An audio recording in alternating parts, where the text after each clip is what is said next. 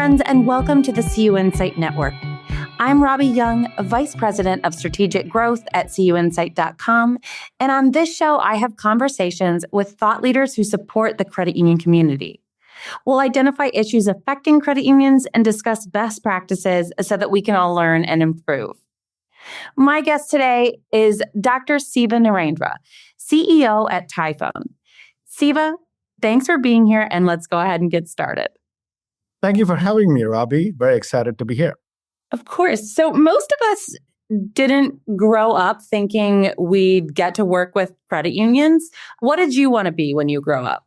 Oh, I wanted to be in credit unions from day one. No, just kidding. I did not know what credit unions were until I became a member of one. Growing up, I have older siblings who were either sciences or engineering. So I naturally did not want to do any of that. I wanted to be an artist. But I guess your genetic code predisposes you to those interests. I really liked problem solving. I always found things to dismantle and put it back together, which a lot of engineers experienced when they were younger. So that's really what got me into the engineering world. I specifically like mathematical problems that can be solved and applied to real world. So that's really where I started. And as you build technologies, you realize that the closer you get to solving a problem, the more exciting it becomes. So that eventually led me to building energy efficient systems, which then led to radio systems, which then led to mobile payments, and then eventually ended up in digital banking over a couple of pivots. So want to be artists that is no longer allowed to edit PowerPoint slides because my marketing department says I don't get to do any of that. So I enjoy problem solving, and intersection of digital and banking couldn't be two polar opposite things. Digital moves so fast. Banking is about stability, safety, and soundness. So putting these two things together is an exciting place to be. Awesome. And what an exciting journey. As the wife of an engineer, I can confirm that those are the early precursors to engineering. So what was the journey like to your current role as CEO at Tyfone? So it's certainly been an exciting journey, an evolving one at Tyfone. I co-founded Tyfone with a focus on security and digital trust. One of the things that we recognized early on is there is expectation of instant experiences that are very convenient. And almost always security takes a back seat because security creates friction, because the objective of friction is to prevent fraudulent activity. So we started building solutions that focused on security and digital trust that were deterministic. 15, 20 years ago when Tyfone originally started, deterministic security wasn't really a key thing. The focus then shifted to us saying, what is it that we could do today to impact user experiences? In fact, I remember having a conversation with the then VP of IT at Star One Credit Union, Marguerite, who retired as the Chief Operating Officer. She's the one who sort of told us, well, you should focus on the problems of today rather than focusing on solutions of tomorrow. So that led us to really building out the technology as we know it. And along the way, we pivoted, as I mentioned, from building security products in payments, in mobile devices, to pivoting to mobile banking, to then building digital technologies just across the banking needs. And that's really what got me here. And thanks for having me relive that 20 years. It's been exciting to think about it. Well, as you were saying that, I was thinking about how I think about you specifically nearly every time my iPhone prompts me to just go ahead and paste that code in that I just received in my text message. And I remember you saying not to do that. So I type it out as I was instructed. Exactly. Your point well taken. We lean on convenience so much that security becomes a sort of secondary aspect. And it should be, right? Because we all want frictionless experiences. Our day is filled with so many different things that so many different people want, and increasingly computers and machines are probably going to want, that having frictionless experiences are really, really critical. Yeah. So can you tell me a little bit more about Tyfone and where and how do you all add value to credit unions? Where does that live? And can you tell me a little bit more about it? Sure. We are calling it digital banking plus plus. And I'll explain that. Digital banking is an eternal quantity. Everybody expects it.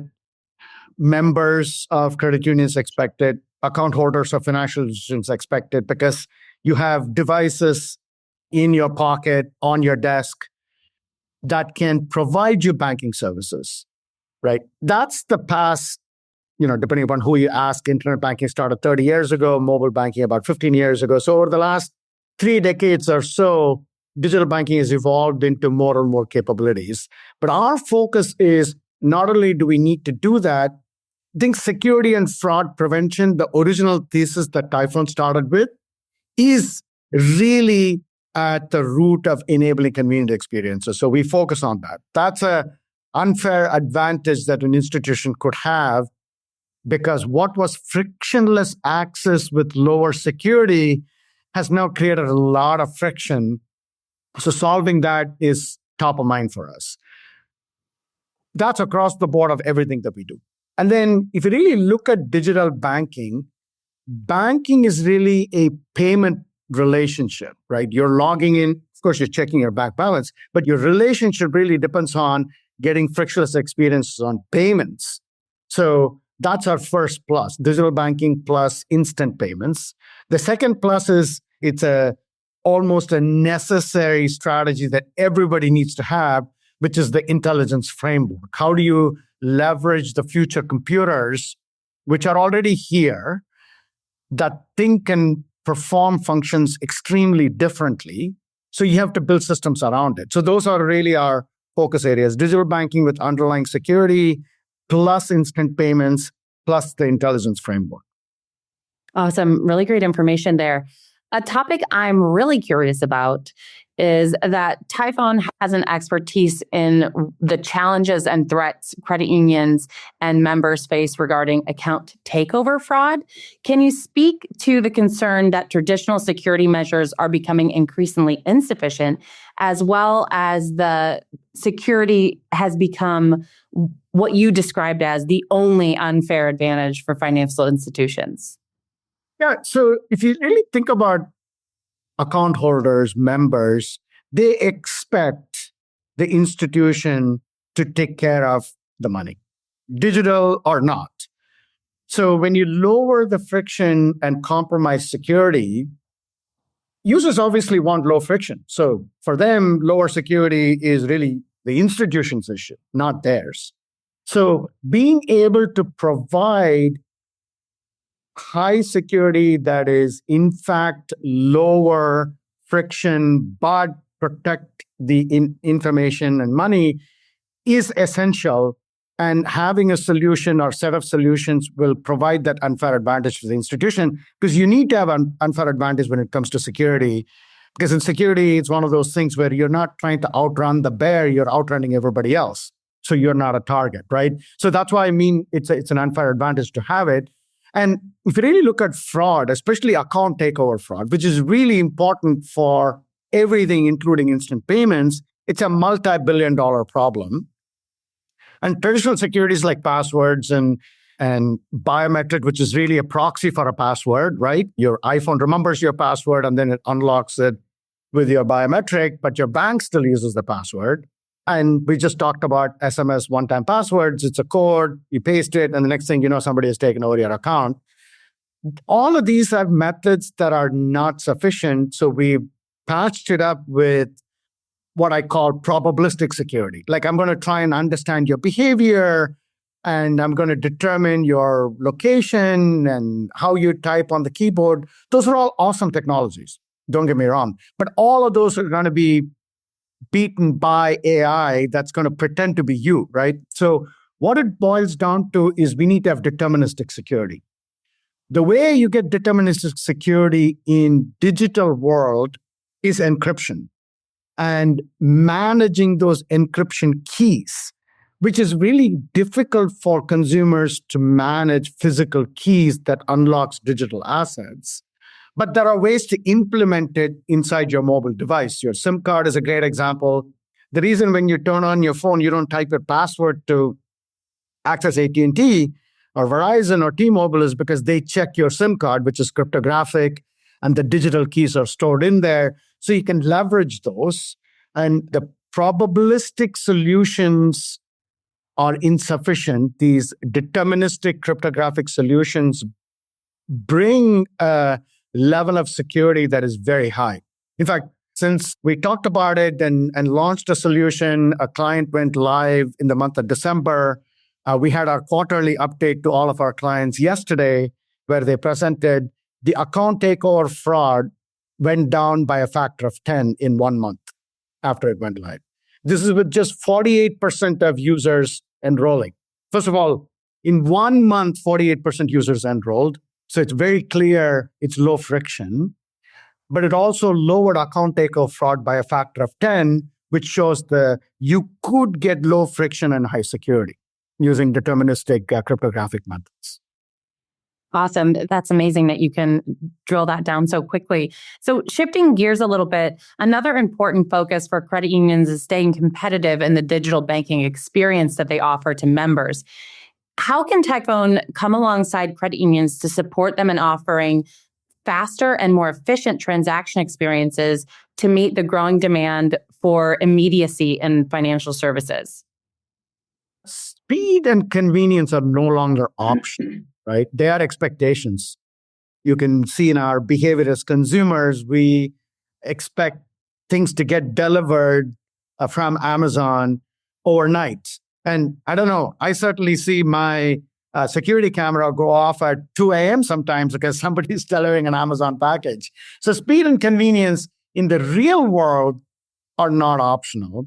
In the digital world, absolutely they're not optional, right?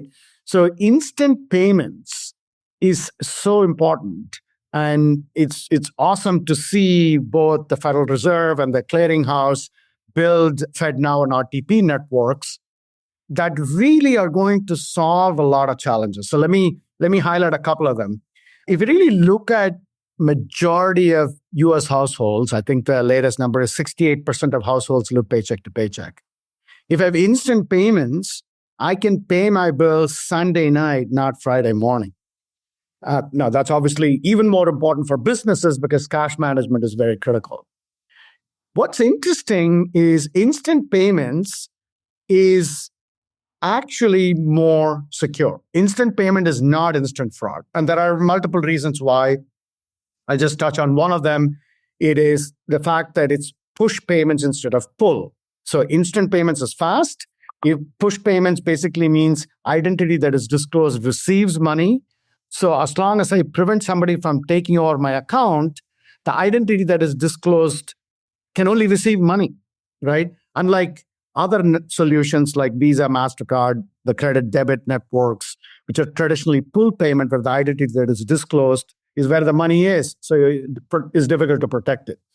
So this instant payments bring speed and convenience because of that, because it's more secure. And then what's happening because of it is there is no reconciliation needed. Instant payments means the message is the money. So the institutional efficiencies go up dramatically. If you talk to most large institutions, they have a lot of overhead for managing reconciliation. Here, that's not needed. It's instant authorization, instant settlement, and instant reconciliation just comes as part of it. And it's a member value add, business value add. So all of that put together, instant payments fundamentally is going to make consumer experiences and expectations better met. And what Tyfone is doing is we decided that this is going to be important. So we started building on it about 4 years ago. And when Federal Reserve launched the FedNow network, we were the first transaction on the network. We were the first ones to send money on the network. And we're today the third largest on that network. We are creating a credit union service organization, CUISO, for credit unions to own that network. We announced Star One. last year. We're about to make a couple more announcements on large credit unions participating in the CUISO. Wow, that's exciting. So staying on the topic of digital landscape, what role does AI play in this area?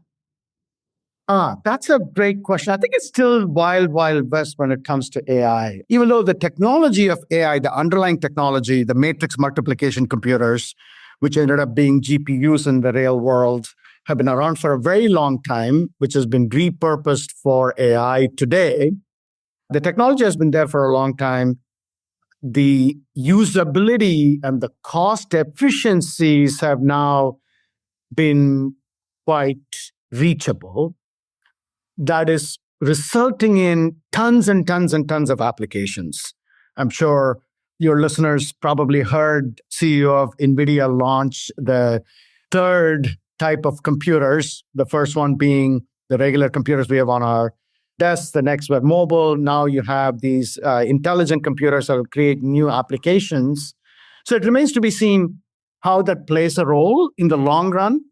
But the way we are taking it is, rather than building chatbots that go back and forth, which sometimes need to be supported by live humans and sometimes difficult to get 24/7 live humans, the way we are approaching it is in the digital banking world, from 7 years ago to today, we used to have about 5 to 10 integrations. Now we have 30 integrations and lots of feature functions that are difficult for members to know it's even there. So if you can make your interaction natural language, just like you open up iPhone settings, you're not navigating anymore to figure out where you set the brightness to be automatic. You just search for it, right? You just start typing. So that's what we've done. Instead of really trying to make fundamental changes, which are coming, and they're going to come really fast, we want to stair-step the experiences where you just type what you want. Don't worry about typos. Don't worry about trying to figure out what you should think. Oh, it should be money movement. No, you can just type the word transfer. The intent is automatically discovered because of the language model, and it just takes you to that screen. And we can also then train the members to say, send $20 to Robbie, right? We can extract those parameters and fill out the information for you, right? So those are the things that we're doing. Instead of a back and forth expectation with the machine, we're just telling you that you ask a question, we'll give you the answer. And the most important aspect in financial services when you leverage AI is to eliminate hallucination. So that's what we're focused on, to lower the friction of what you need to do, make it natural language based, allow members to interact with, in their own words, use language models to automatically discover intent and complete the work for you. So that is, for us, it's not like how do we build it, when do we deploy? It's already live, right? Because that's our end users already know that they can go search. Previously, they had to type specific words to go to specific places. If you want to reorder a check, you just start typing CHECK and it shows those options. Maybe you reorder checkbooks once a decade. But now if you happen to accidentally type CHEK, in our prior solution, you wouldn't know what to do. Here, it discovers the intent that CHEK is language-wise and mathematically is close to CHECK than ADDRESS, right? That's the beauty of language models. So that's how we see the use of AI. Now, of course, predicting member behavior, automatic decision-making, all of those are important. But the concierge service that I just mentioned is already here. It's already live in our systems. So we're seeing a lot of call center calls reduction because of that. That's amazing. So you mentioned a little bit of this in that, but what's Typhone's focus as a whole on the road ahead? We do have to build each of our layers. Security is about continuing to stay ahead of everybody else, right? The analogy that I used, it's about not outrunning the bear, it's about outrunning everybody else. And then the plus strategy, plus instant payments, plus intelligent banking is critical. But as we take those steps, one of the things that we are recognizing, and it's not just us, and it's the entire ecosystem, there are frictions that still exist that needs to be solved. There are two places frictions exist. One is the institution's employees' experience. Their members and account holders have frictionless experiences, but then when they need to contact the institution, the employee of the institution doesn't have frictionless experiences. So we have to solve that. And it turns out, if you open up that hood and look what's under the hood, the real source of the issue is really not inability to build those capabilities. It is the underlying problems of messy wires that we have to hide to build those. It's very inefficient to do that. The way that is going to get solved is more a ecosystem approach of adopting open banking. If you think about it, FDX standards, along with ISO 20022 standards, along with OAuth standards, basically solve banking standardization, payment standardization, and authentication standardization. Everybody should follow that. And that's not going to happen overnight. But I think the market is going to get to a place where that becomes the de facto, and that's what we're planning for. And we're getting there sooner by using AI tools ourselves, not for end users, but for ourselves, to get to that state of competition where we're not really trying to build walled gardens through integrations. I have 200 integrations, you only have 100, or you have 4,000. That should not even be relevant in the future. So that's what we're thinking about, not just for Tyfone, but the industry. That's where the industry has to go. So not too busy at all. I mean, it is really trying to find common thought leaders around the ecosystem, and there are lots of them. It's exciting. It lowers the friction for new capabilities for institutions to launch. That way they can compete a lot more effectively with not just big banks, but fintechs. So as we wrap up the show, I'd like to have some fun with some rapid fire questions so that our listeners can get to know you better. These questions are rapid, but of course your answers don't have to be. First out is, who is someone in your life that was a great leader and what makes them great?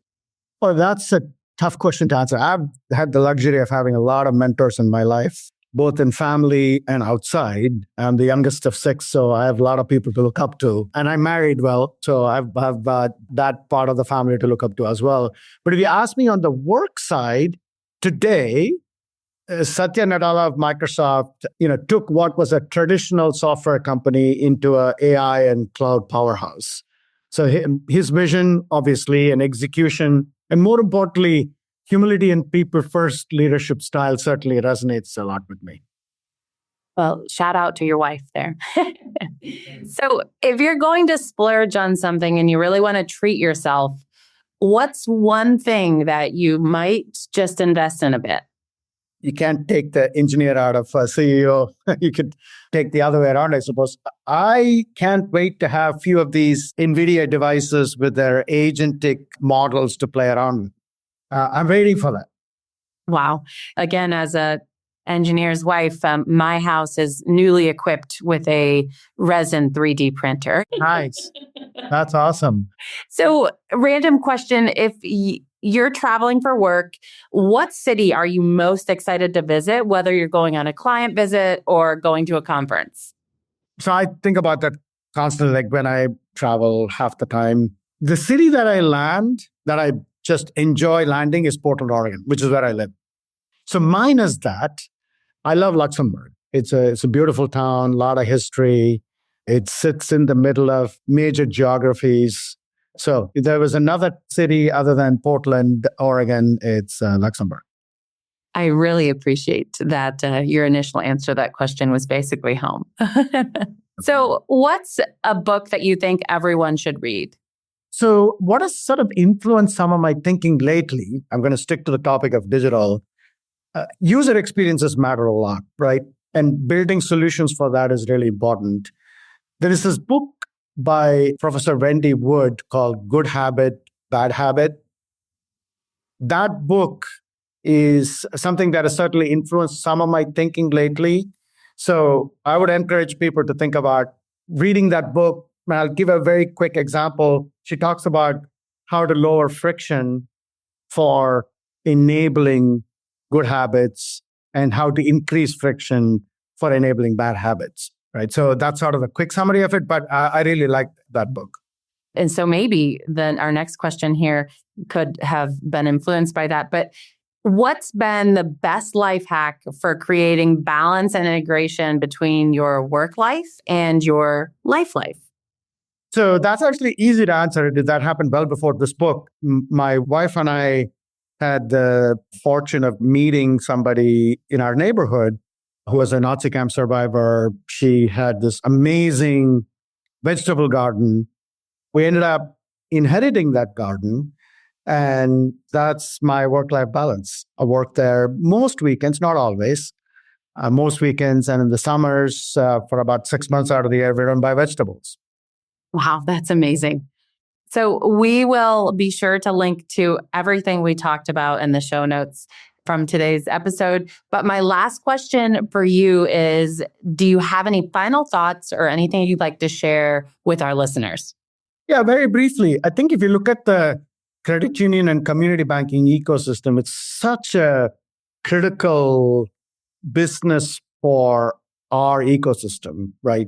Big banks have a purpose, very, very important purpose.